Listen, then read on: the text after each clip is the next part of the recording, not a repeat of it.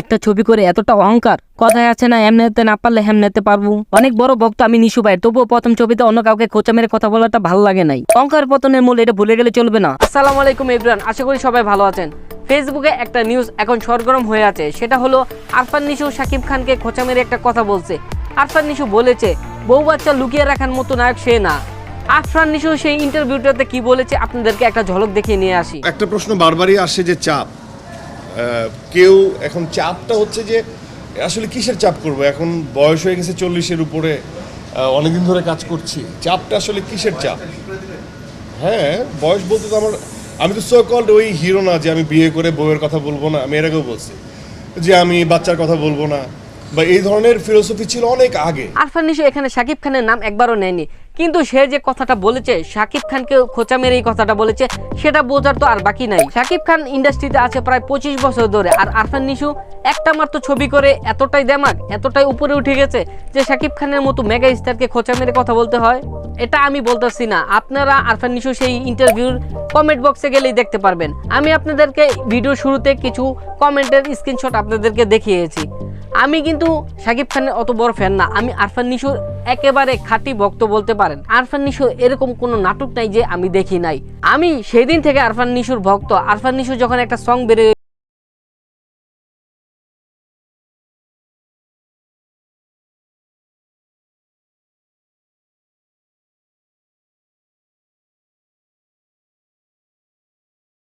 বের হওয়ার পর থেকে আমি আরফান নিশুর প্রচন্ড পরিমাণের ভক্ত, কিন্তু আমি খুবই হতাশ। আপনারা তো সবাই জানেন এই ঈদে 6 থেকে 8টা মুভি মুক্তি পাইছে, তার মধ্যে সবচেয়ে বেশি অডিয়েন্স কাটছে শাকিব খানের প্রিয়তমা ও আরফান নিশুর সুরঙ্গ।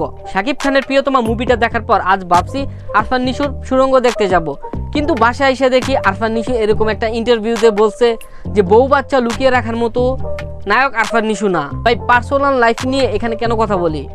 যার যার ব্যক্তিত্ব তার কাছে, সে একটা বিয়ে করলো না 2টা বিয়ে করলো, বা বউ বাচ্চা লুকিয়ে রাখা, এটা তো আমি আপনার কাছ থেকে আশা করি নাই। আপনি নতুন আসছেন, আপনাকে আমরা স্বাগতম জানাই। মুভি করছেন, আরফান নিশুর ফ্যান পেজ কিন্তু অনেক বড়, বিশাল।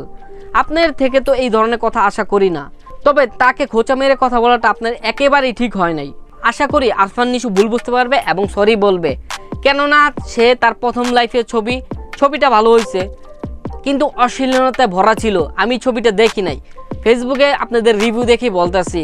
আরফান নিশু ছবি করতে আসছে, আপনাকে স্বাগতম জানাই, কিন্তু একটা ছবি করে যে এত উপরে উঠে গেছেন ওইরকম কিছু না ভাই। একজন মেগা স্টার, সে বুঝতে হবে। আর আপনি মাত্র একটা মুভি করছেন, নাটকে প্রচুর পরিমাণে কাজ করছেন, কিন্তু ভাই ছোট পর্দা তো ছোট পর্দা, বড় পর্দা বড় পর্দা। তো এখানে কাজ করতে হলে আমরা সবাই মিলেমিশে কাজ করতে হবে, একজন আরেকজনের পিছনে খোঁচাখুচি করে কিন্তু উপরে উঠতে পারবেন না। আমি আরফান নিশুরও ফ্যান, আমি শাকিব খানেরও ফ্যান। তো ভিডিওটা এই কারণে আজকে বানানো হয়েছে যে আরফান নিশুর ফ্যান হয়ে আমি এই বিষয়টা মেনে নিতে পারি নাই। প্রিয়তমা দেখেছি, আবার দেখব, আপনার সুরঙ্গও দেখব, কিন্তু আরফান নিশু এই ধরনের কথা বলা থেকে বিরত থাকুন। আজকের ভিডিওটা এতটুকুই।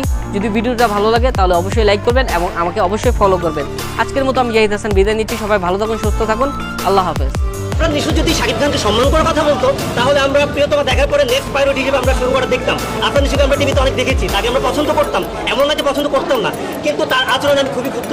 আমি তাকে ফাইনালি এখন থেকে বয়কট করলাম। কে আমাকে কি বলতো তাতে আমার কিছু আসে যায় না।